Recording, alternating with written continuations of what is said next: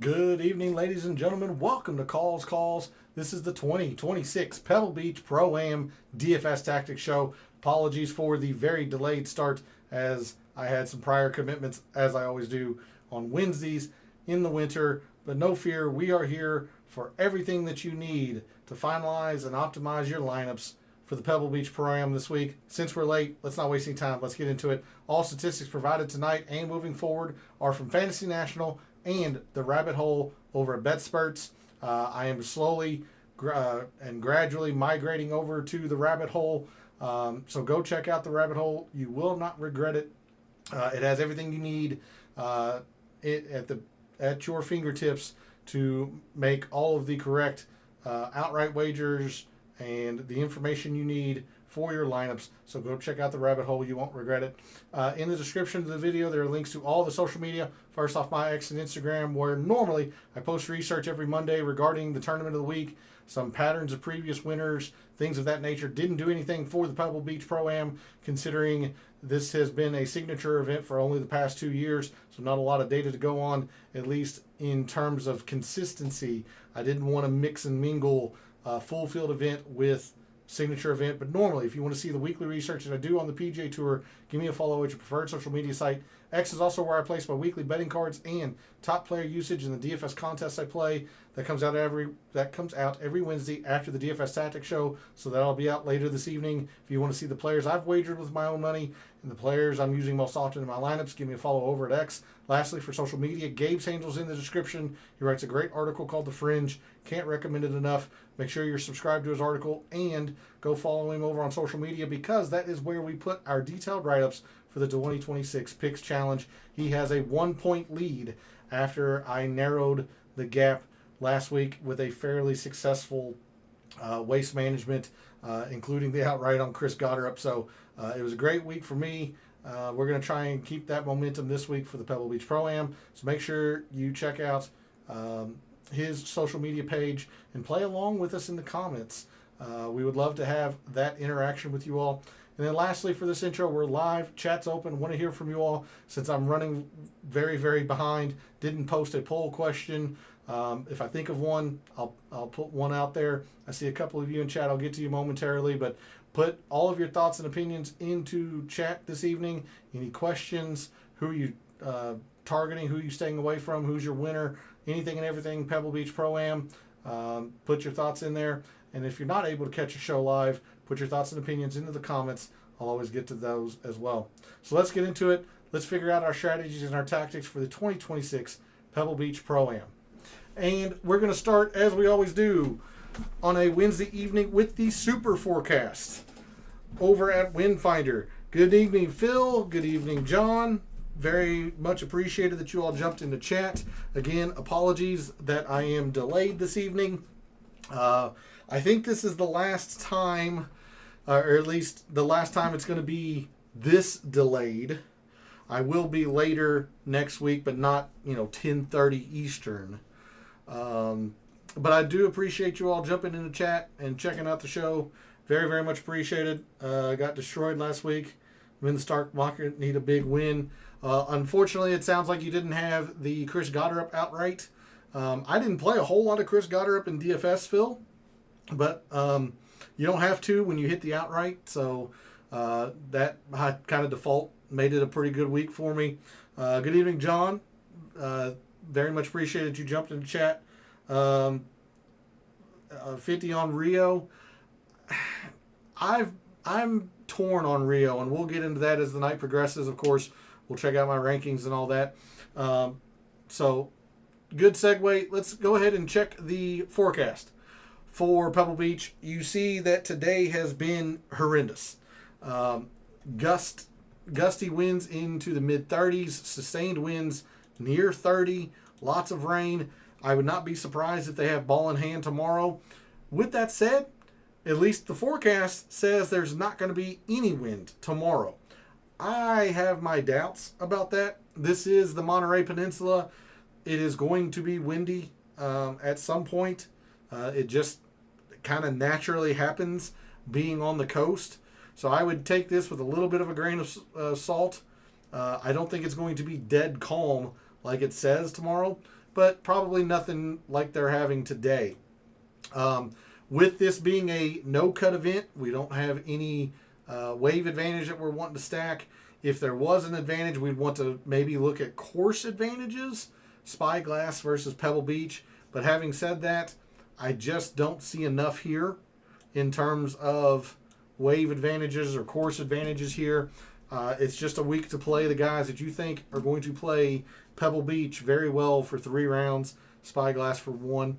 And if we zoom out on this forecast, you see that Saturday the wind looks like it's going to pick up quite a bit in the afternoon, and then Sunday looks pretty difficult and more rain coming into the forecast. So we'll see how I adjusted this in the mixed condition model. But it looks like Sunday is going to be very windy, very difficult, maybe even a little bit wet as well. I would not be surprised if they have ball in hand with all the rain they've had yesterday and today. But if you're wanting to look at the forecast for the 2 days that we have available to us, I would be very wary of there being no wind. I would think there's going to be a little bit, and it's certainly going to increase over the weekend. Good evening, Echoes. Thanks for jumping in chat. Very much appreciated. Time to make some money. That's going to be the goal. We're going to try and find the right players this week in DFS. Considering this is a unique challenge with a no-cut event and a limited field, we're going to have to get pretty unique to have a chance at making the big bucks. But thanks for jumping in chat, Echoes. Very much appreciated. There's the forecast for Pebble Beach. I'm going to close that out. We're going to go to the rabbit hole over at BetSperts, and we're going to look at the mixed condition model that I have made for the Pebble Beach Pro-Am. We're going to start with 5% in total performance in moderate and windy conditions, according, or at least per BetSperts and the rabbit hole. Moderate starts at 10 miles an hour and windy starts at 18 miles an hour. You may agree or disagree. I'm just using the filters that are available to me here at the rabbit hole. 5% in moderate and windy conditions. We saw that the wind is really going to pick up Saturday and especially Sunday. This is the Monterey Peninsula. I would be very surprised if the forecast is indeed, very calm tomorrow. I expect there to be some amount of wind. It sits on the coast, yada yada. I think wind's going to play a factor. 5% there. 20% in strokes gained approach just in 2026. Who has been hitting their irons very, very well recently? I don't want to look at anyone who is out of form with their irons, especially with the amount of wind that is in the forecast on the weekend. Pebble Beach, these greens are very small, the smallest on the PGA Tour. I don't want to rely on somebody who's had bad iron form coming in. So 20% strokes gained approach. 5% greens hit when greens are small. And again, those courses are Torrey Pines, Harbor Town, Colonial, Pebble Beach. I believe the Travelers have small greens. So players who are adept at hitting greens when the greens are small, when you're playing, target golf essentially, who can still hit greens. So 5% there. 5% in birdies or better when players go for the green on very short courses. This is a very, very specific metric and filter combination. Very unique, available at the rabbit hole. But the Pebble Beach, you have to take advantage of the par 5s. And 3 of those 4 par 5s are going to get attacked in 2. And there is a drivable par 4. So when players go for the green, when they are aggressive, how successful are they at making birdies? I didn't want to overweight this because some players just naturally choose to be a little bit more prudent and rely on a little bit longer of approach shots and take danger out of play. So I didn't want to overweight it, but want to make sure that players, when they are aggressive, are successful when they do so. 5% there. 10% each in proximity, 50 to 150, split each side of 100. If anything, I feel like this is going to be a little bit heavy on the 50 to 100. This is to simulate the players like Rory, like Cameron Young, like Chris Goddard, that are generally very aggressive, hit driver, and leave themselves with shorter approaches in, even if they're in the rough. Because majority of the approach shots will come from 100 to 150. In fact, if we take a look at the course here, Pebble Beach, we see that majority of the approach shots, 33, almost a third of your approach shots around Pebble Beach come from 100 to 150. Only 11% come from 50 to 100, but it is a stark difference from the PGA Tour average. So like I said, this might be a little bit too heavy in the 50 to 100, but I wanted to make sure I included both of these ranges. 100, 150 is going to be the more important range. So 10%, in each of those. 5% scrambling on Poa annua greens. And I'm using scrambling specifically to incorporate a little bit more putting. And you see I've got a lot of putting in this mixed condition model. My model this week is really focused on two aspects, irons and putting. I didn't want to completely ignore around the green. I wasn't comfortable with sand saves. Even though sand saves are a little bit more difficult here than the average tour event, I think a lot of that is probably these very difficult Poa annua greens. There isn't a whole lot of sand shots. 30% around Pebble Beach, 30% short grass. But, short game or around the green from the rough is all very easy. So I didn't know exactly how I wanted to look at around the green, and I just kind of settled on scrambling using a little bit of some hidden putting in here. Scrambling on Poa annua, 5%. Didn't want to overweight that. 15% strokes gained putting on Poa annua. These greens are very tricky. They are probably some of the hardest Poa annua greens to putt on. We can see that here over at the course description in the rabbit hole. Like putting 3 to 5 feet, or 0 to 5 feet, very difficult. 5 to 15 feet, very difficult. 3 putts is a little bit higher here, despite the fact these are the smallest greens. Like, it's just very difficult to putt here. So I wanted to make sure that players that I'm using this week are at least acceptable on these Poa annua greens. 5% in 3-putt avoidance. Again, even though these are very small greens, 3 putts happen here a decent bit. 10% in inside 10 feet putting on Poa annua. And I had to settle for inside of 10 feet. I would have liked to have done inside of 15 feet, but they just don't have that option available in the rabbit hole. It would have been 10 to 15 feet specifically. I didn't like that, so I had to settle for inside 10 feet. I thought about using 3 to 5 feet. I thought about using 4 to 8 feet. Ultimately, I settled on putting inside of 10 feet on these very difficult Poa annua greens. 10% there. Again, a lot of emphasis here in putting. Some hidden percentage of putting and scrambling. 15% putting. 10% inside 10 feet. 5% 3-putt avoidance. Just a lot of putting. It's Pebble Beach is notorious for being very difficult to putt.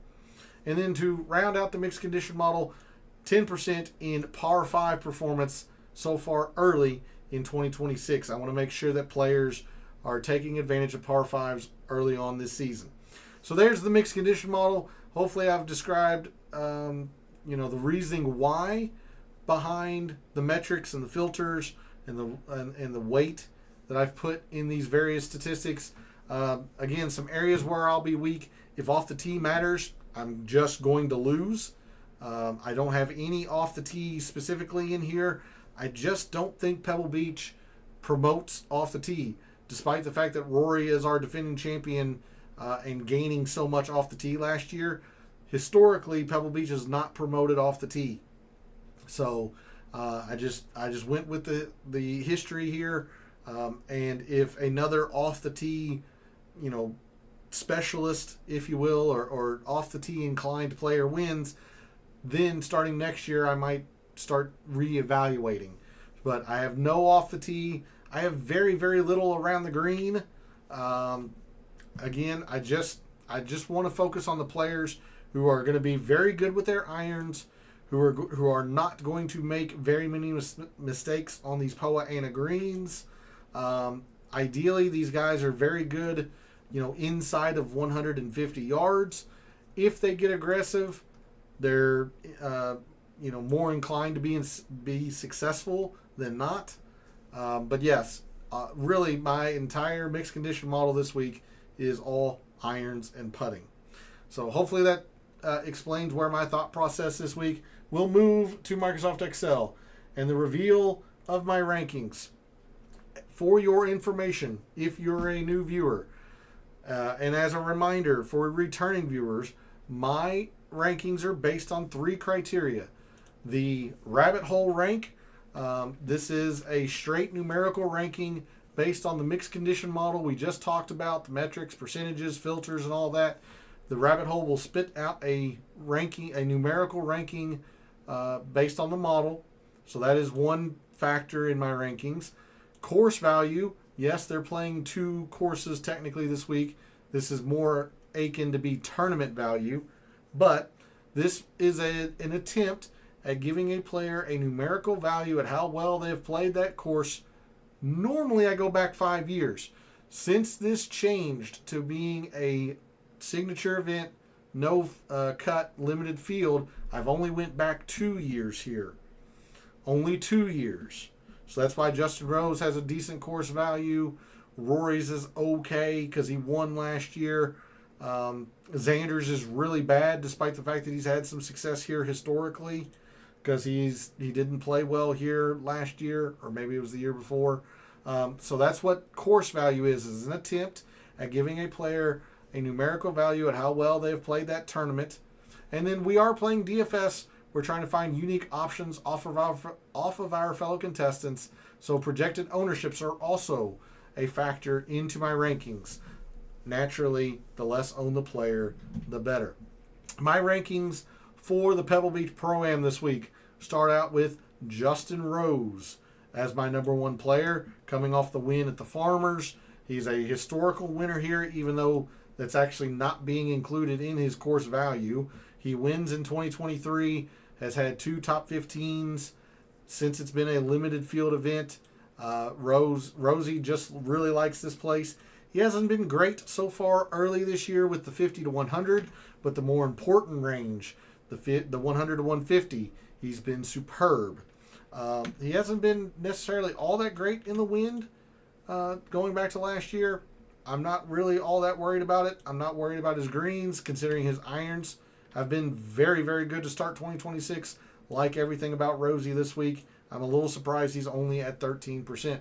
Jason Day, number 2, another player that I am very, very high on. Irons have been very un-Jason Day-like and very good. We know about his putting on POA Ana. It's generally very, very good. That's why he performs well at the Farmers. His short iron proximities, wedge proximities, stellar. A lot to like here with Jason Day. I'm a little surprised he's only at 12%. Russell Henley, Ryan Gerard, and Sepp Straka round out my top 5. Kind of. Not necessarily all that high on Ryan Gerard, but considering how well he has played to start 2026, I understand why the model really likes him.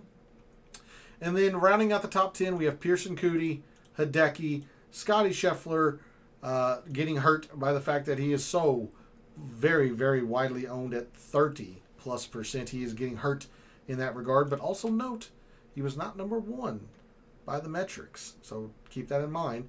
Jake Knapp, 9th, and 6K, 6,900 specifically, Jacob Bridgman rounds out my top 10. Like I said, I don't think I would have Ryan Gerard this high up here. I am a little bit concerned with his lack of putting, but he's been good on Poa annua, much like Colin Morikawa, who we'll talk about later. Colin's actually been pretty good, actually, on Poa annua. Gerard is not a very good putter, so I do worry, since he's never played here, that these greens will trip him up. Otherwise, I mean, he's on fire. 2 seconds and whatever he did at the Waste Management or Farmers, I don't remember, but I mean, he's been very good lately. So I don't think I'd have him this high, but considering how well he's played to start 2026, I understand it. I'm also not all that high on Hideki. Hideki's not been very good around here in the 2 years that it's been a signature event. Averaging a 60th place finish in an 80-man field is not good. Even though we don't have any off the tee, that's always going to be a worry with Hideki. He's actually not been very good when 100 to 150. So I'm not anywhere near Hideki. Scotty's fine, but I'm not as high on Scotty as I have been the past couple times at the Amex and at the Waste Management. Bridgman is interesting at 6K, or as a 6K play. Jake Knapp's interesting as well. So there's a look at my top 10. No real qualms except for those that I went into a little bit of a deeper dive on. Should I go Shank less than 1% ownership? We'll get into it, Phil. We'll get into it for sure. But I don't hate it, is how I'll preface that. Let's sort on the price board, figure out where our fellow contestants seem to be going at various areas in the price board, and how we can maneuver around them.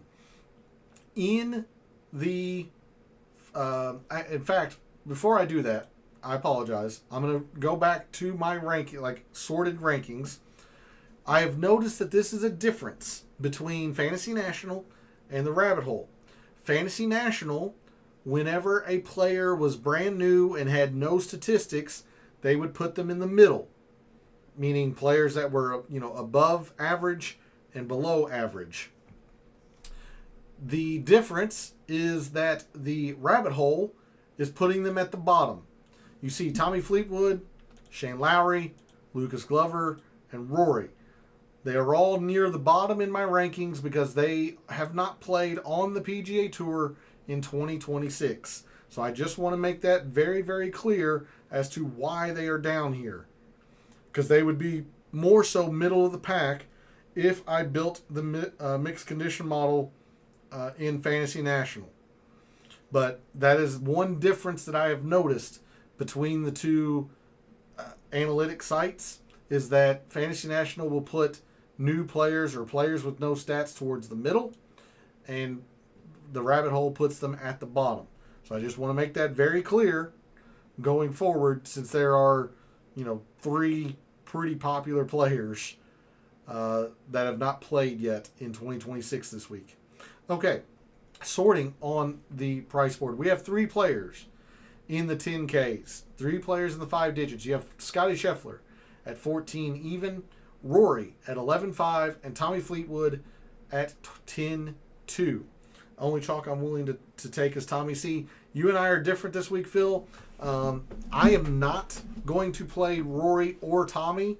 I understand that they've been playing on the DP World Tour. I get it. It's not that they're, coming off the couch and playing.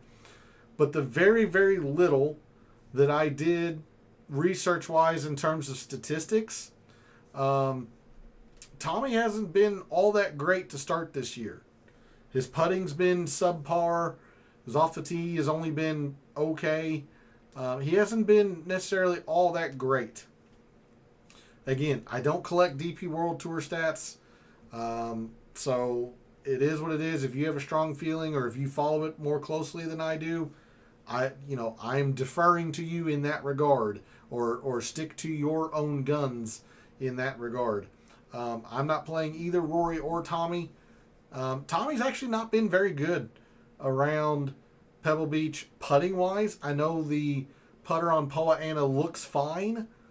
Rory's the defending champion, but Tommy has struggled around Pebble Beach putting specifically.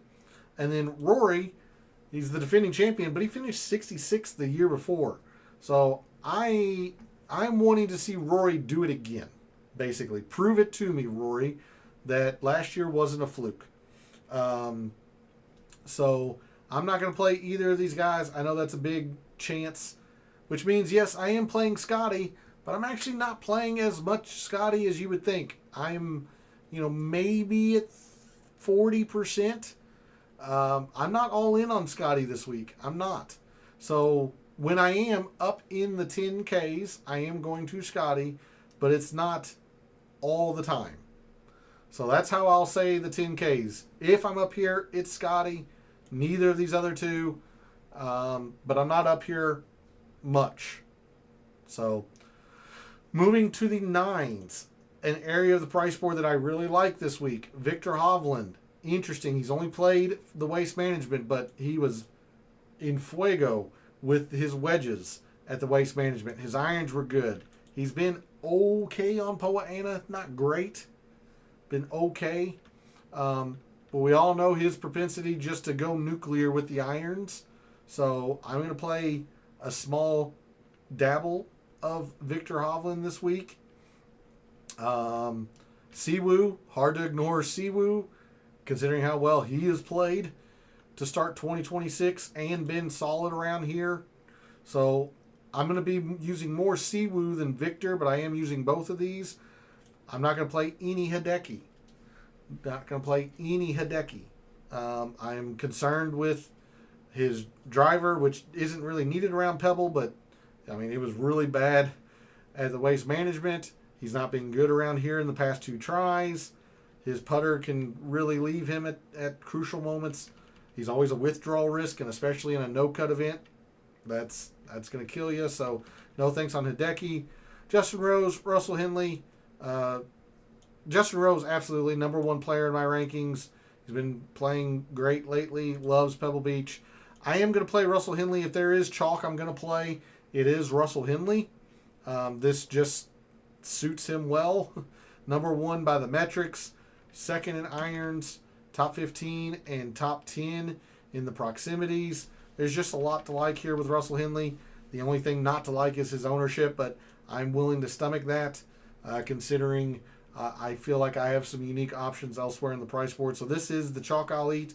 And then, much like last week, I don't know how you don't play Chris Goddard. This guy has been amazing.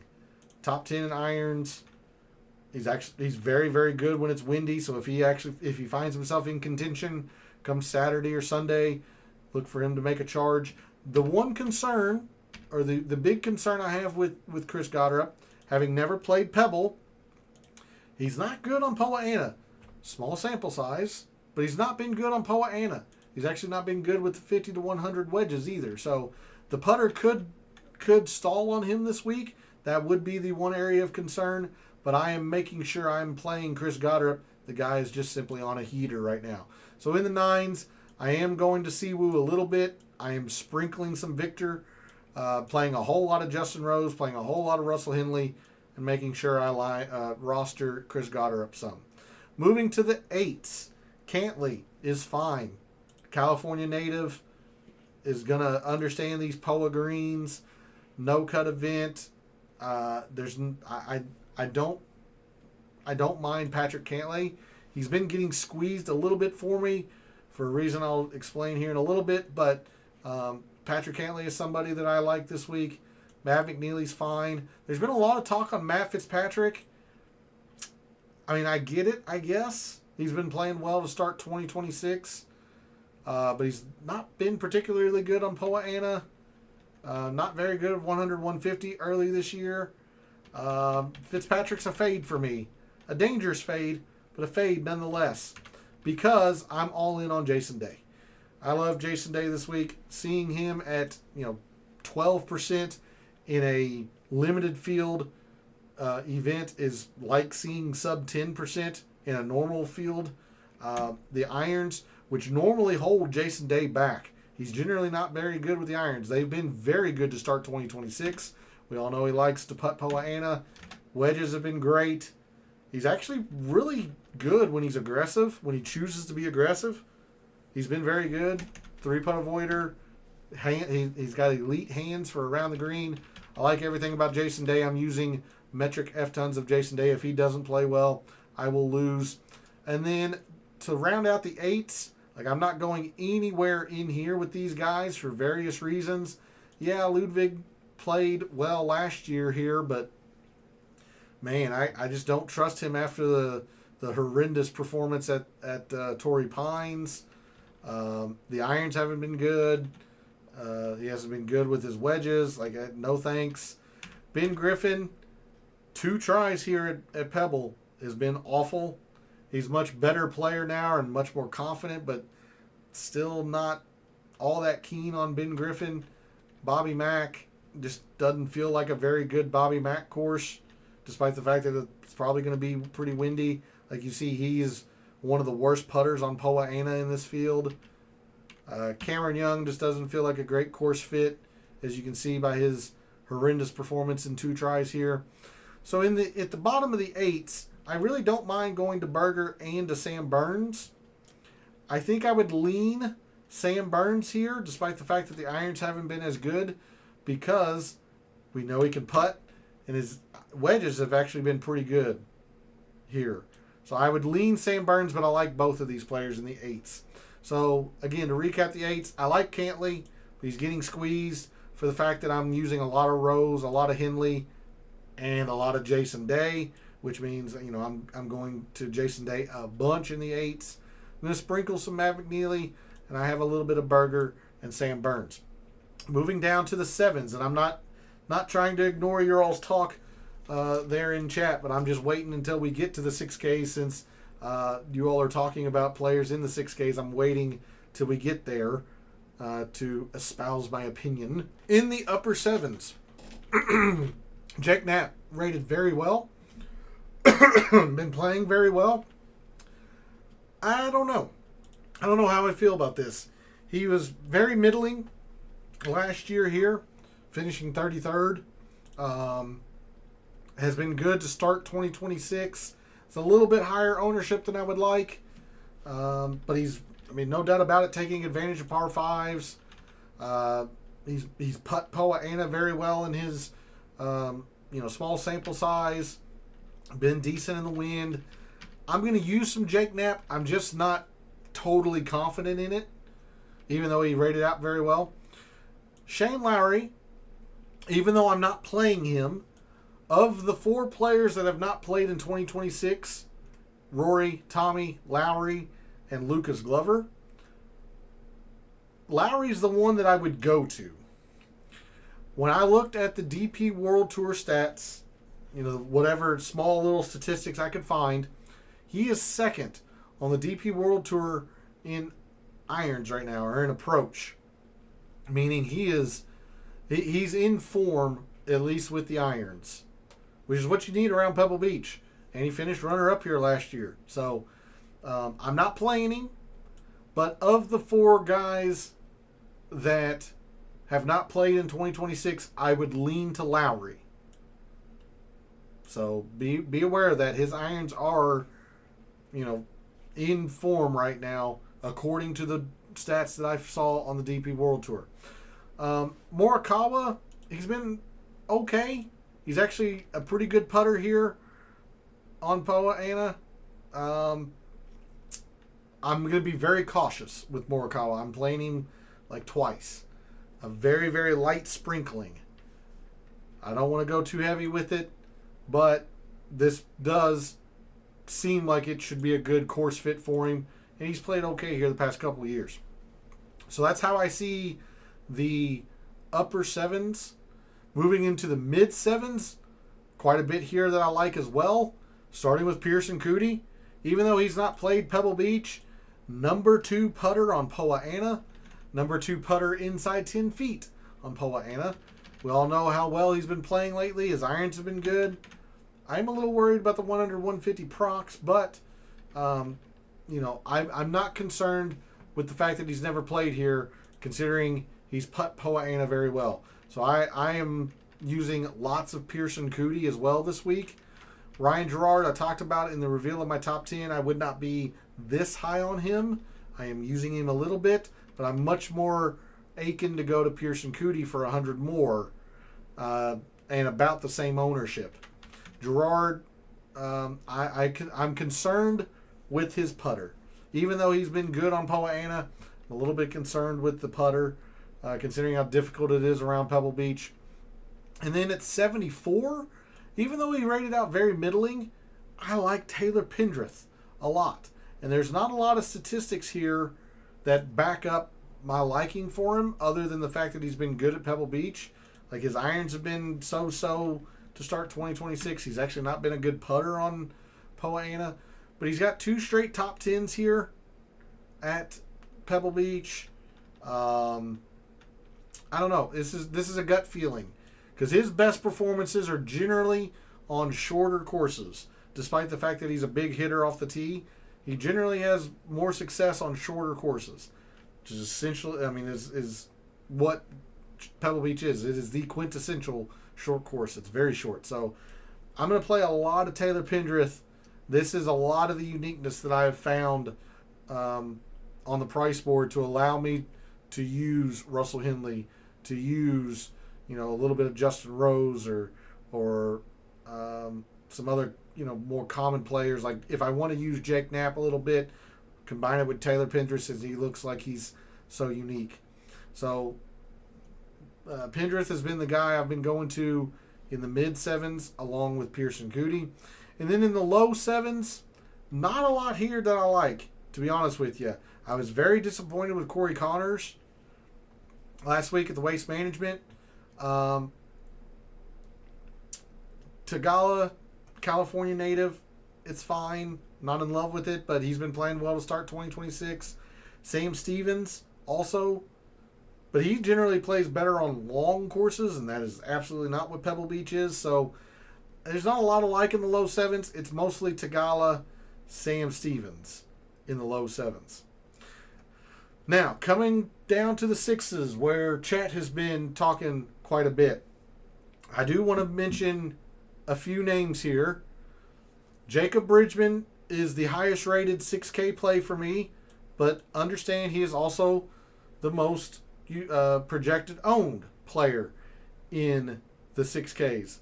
So I'm going to play quite a bit of Jacob Bridgman, but just don't bank on him being the uniqueness that you're wanting, especially in your Scotty lineups, because he won't be. He is the most projected owned player in the 6Ks. Matt McCarty right on his heels. I kind of like Matt McCarty as well.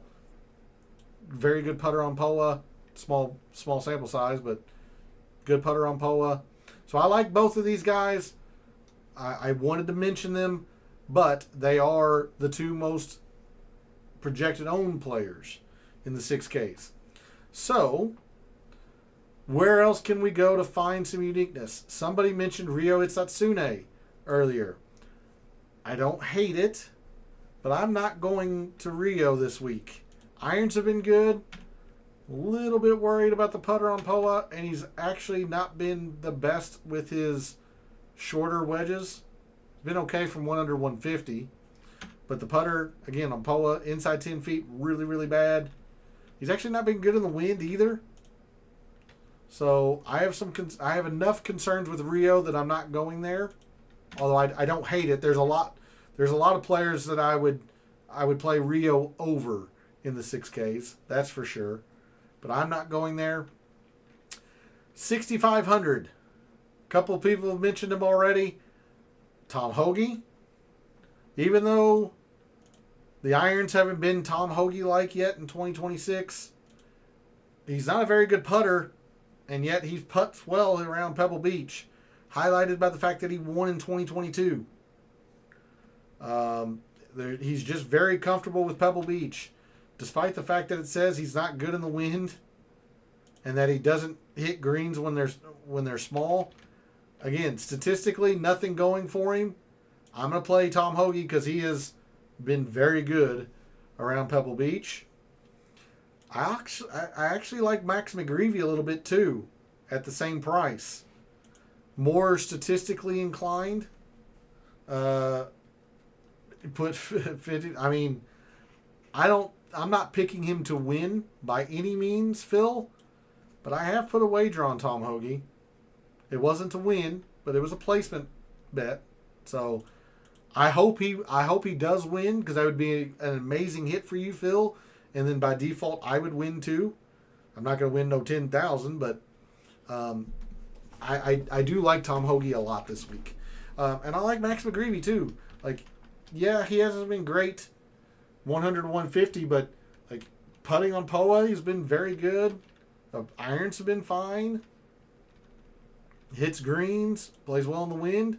Take a long look at Max McGreevy as well. And then the other player in the 6Ks, somebody mentioned him earlier, Adam Schenk. #1 putter on POA Ana greens going back to 2022. He's actually been very good with his wedges, which is what you need around POA Ana. Or, excuse me, around Pebble Beach. Apologies. His irons have left a lot to be desired. He hasn't taken advantage of par 5s. Like, he's priced $6,000 for a reason. There are a lot of warts here. He has not been good in the wind at all. But you're playing Adam Schenk because of the putter, and a little bit because of these wedges. So I am using a little bit of Adam Schenk when I really, really need the price savings. But I've already talked about the Mad Scientist play. Even if I didn't overtly say it, I'm very high on Tom Hoge this week. What do I think of Fitz too? He's been playing crazy. I just don't have a good feeling on Fitz this week. I just don't. Like, we can check his page view just very quickly over in the rabbit hole. It's not great. Like, he lost strokes at Phoenix putting. I understand it's a different surface. American Express, he wasn't all that great. But if you look at his performance around Pebble, like 48th and 58th in the 2 signature events is really bad. He hasn't gained strokes putting since his 2022 top 10. I don't know. I just don't have a strong feeling on Fitz this week, Phil. All right, let's start making some lineups. Figure out where our contestants, or how our contestants seem to be making some lineups, how we can maneuver around them. Remember, with this being a no cut and limited field event, you're gonna have to be bold. You're gonna have to take some stands. You're gonna have to play some players that you're probably not comfortable with if you want to rise in your big GPPs. Now, if you're talking just straight 50-50s and double ups, it's a different story. But you're gonna have to make some hard decisions and build some very, very wacky lineups. Like, I'm talking leaving up to like $1,000, $2,000 on the table to make sure you're unique. I mean, that's what it takes in these small field events. All right, so let's figure out the style of lineups that our fellow contestants seem to be building. Scotty is the most projected owned player at 30%. And there isn't a whole lot in the low 7s that's, garnering a lot of attention. It seems like our fellow contestants are spreading out down at the bottom of the price board, but I am going to give them Bridgman and McCarty just to save them some pricing. That means they have $7,400 per player. That's not a whole lot. And this is what I've run into with building Scotty lineups. It's pretty darn difficult. It was difficult last week at the Waste Management, but I found players that I was comfortable with, i.e. Sudarshan, who was pretty darn good until Sunday, to be honest. He was really good until Sunday. So I'm having trouble building Scotty lineups. I don't know what a common Scotty lineup would look like, because this is not going to highlight the total ownership. Kurt Kitayama, 7,300 is at 9%. This could be Batia as well. You've got Gerard, 7,500. Like, there's just not a lot here. So instead of building the Scotty lineups, if we go like Rory and give them one of the sixes, this is more like it. This is Ryan Gerard. Sepp Straka is getting a lot of attention. Jake Knapp is getting a lot of attention. And then at 85 is J-Day. So, this could, Cameron Young could be in here somewhere as well. He's getting a lot of attention. But this could be a fairly chalky looking Rory lineup. Because he's the second most projected owned player. Third most projected owned player is Russell Henley, and you can build several different lineups with Russell Henley. So how are we going to maneuver around where this chalk seems to be settling? Well, I've been building kind of 3 different styles of lineups this week. I'll start with the Scotty lineups. I am playing Scotty a fair amount, probably, anywhere from 30 to 40%, but I'm not as high on Scotty this week as I have been in the recent past. And I'm able to do this because I don't mind going to Adam Schenk. I don't mind going to Tom Hoagie. I don't mind going to Jacob Bridgman or Matt McCarty or Max McGreevy. So I'm a little bit loath to put 3 6Ks in here, but I don't mind doing a couple and then rounding this out. I mean, again, there's just not a lot I like in the low 7s. Sahith is fine, 73. Sam Stevens at 7,000. So instead, I've been doing like Pearson Cootie. This could be Ryan Gerard. I'm not all that high on Ryan Gerard. This could be. This is definitely Taylor Pendrith for me, and then another 76 Ricky Fowler, Ryan Gerard. Fill it out how you see fit. But that's the way I've been building my Scotty lineups. Hoagie, McGreevy, McCarty. If I really wanted to get greedy, I could go all the way down to Adam Schenk. Like if we use the 2 6Ks that chat used or talked about most often, go Schenk and Hoagie.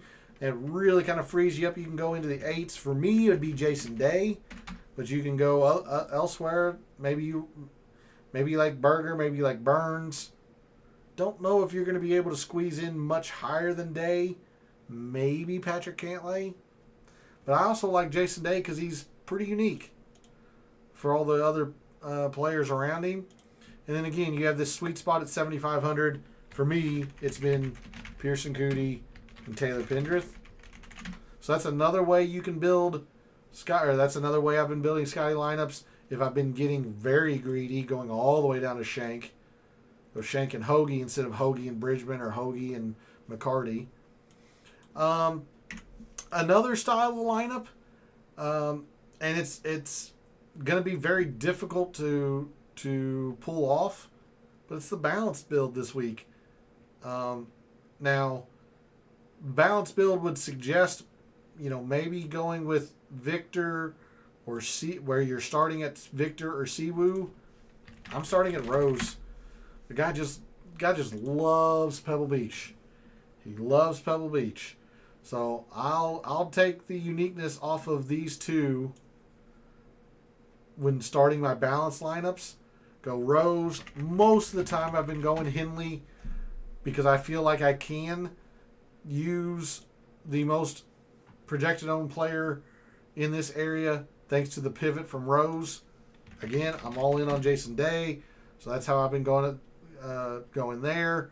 You can even probably fill in another 8K here, like Sam Burns or Daniel Berger. You can go like in Sam Stevens to finish it. 7,900 is Jake Knapp. You can leave a little bit of money on the table and go like Pearson Cootie or Sepp Straka. I'm going to go Taylor Pendrith again just to highlight the uniqueness. Leave a little bit of money on the table. That's another way you can go literally the balanced build. But I think the best way to go about it this week, in my opinion, best way to go about it is to do a stars and scrubs and then alter it. Do not make a standard stars and scrubs where you go 10K, 9K, 8K, double 7, and 6. Change it up. Go do something like Siwoo, Rose. I'm going to throw Cantley into this. Jason Day. I can afford to do this because I'll go all the way down to Tom Hoagie and then go like Jacob Bridgman. Some people might call this a superstars and super scrubs, but either way, I'm just saying build very unique styles of lineups. 9, 8, 6, 9, 877 or 876, or if you want to do something real crazy, you can do like let's do Shank, since chat seems to be very high on him, and I'm going to use him for sure. Adam Shank, and then maybe you just skip these. Well, I wouldn't skip the 7s entirely. Like I like Pearson Cootie a lot. I like Taylor Pendrith a lot. But now look, you got 9,000 per player. Again, Jason Day is going to be in this for me. But maybe we do something like Victor, Rosie, Jason Day. Gosh dang it. Jason Day. 8,800 is Matt McNeely. Could work. Like just very, very unique builds here. Or otherwise, just leave a lot of money on the table, and that'll get you a lot of uniqueness for sure as well. But that's the way I've been building most of my lineups this week. My core, I will consider Scotty core, even though I'm only using him about 30 to 40%. Rose, Henley. Obviously, this is not all on one team, but Pearson Cootie, Taylor Pendrith is core. I would say Sam Stevens is to a little bit lesser of an extent, if I could type. Gosh dang it. So I'll highlight him in a different color. He's on the outskirts, kind of like Scotty is. And then Bridgman and Hoagie. That's my core this week. These 8 to 9 players. If I'm not building Scotty lineups, I'm building a lot of Rose, Henley, Day, Rose, Henley, Cantlay, Rose, Goddard, Day, things of that nature. And then coming down to Cootie, Pendrith, maybe a little bit of Tagala. Sometimes I'll even build a lineup. I know it's not going to do the pricing and the ownership, but, talking about leaving a lot of money on the table, like I've been doing things like this. And this leaves, I think, like $1,500 on the table, $1,400 on the table. I've been doing things like that to make sure I'm pretty darn unique this week. So there's my core. Obviously not all in one lineup because these 6 players alone are 6,000 over, but hopefully you get the gist. All right, we're going to end the show with the picks challenge. I cut into Gabe's lead last week with the Chris Goddard up outright. So for the Pebble Beach Pro-Am, my winner, I'm going to take Justin Rose. I was between Justin Rose and Jason Day. You can flip-flop either one of those two for me in terms of winner and favorite play. I love both of them. I'm going to be extremely overweight on both of them. If one or both of them do not play well, I will lose. But technically, I will take Justin Rose as my winner. Gabe's going to go with Siwoo. Hard to argue against it, considering how well he has started 2026. Favorite play, again, I'm going to say Jason Day. It could be either Jason Day or Justin Rose. Gabe's going to go with Russell Henley, another player that I'm very, very high on, so I can't disagree with Gabe on that. I'm going to fade Tommy Fleetwood for the reasons that I mentioned. Didn't like what I saw statistically in the very little data that I saw from DP World Tour. Gabe's going to fade Cameron Young, which I don't disagree with either. Mad Scientist play, I'm going to go with Tom Hoagie. Love Tom Hoagie this week. Somebody that I've targeted very early on this week. Put a placement wager on him. Not betting him outright, but definitely a placement wager on him. Gabe's going to go with Jacob Bridgman as his Mad Scientist play. Fear of missing out, FOMO guy we're going to play regardless for whatever reasons. I'm going to play Chris Goddard because he's just nuclear hot right now. Gabe's going to make sure he rosters some Ben Griffin. And then our wild card this week, top Aon 5 or Aon 10 qualifier. I'm going to go with Pearson Coody. Excellent start to 2026. I think that continues, especially since he is generally pretty good on POA. And Gabe is going to go with Jake Knapp.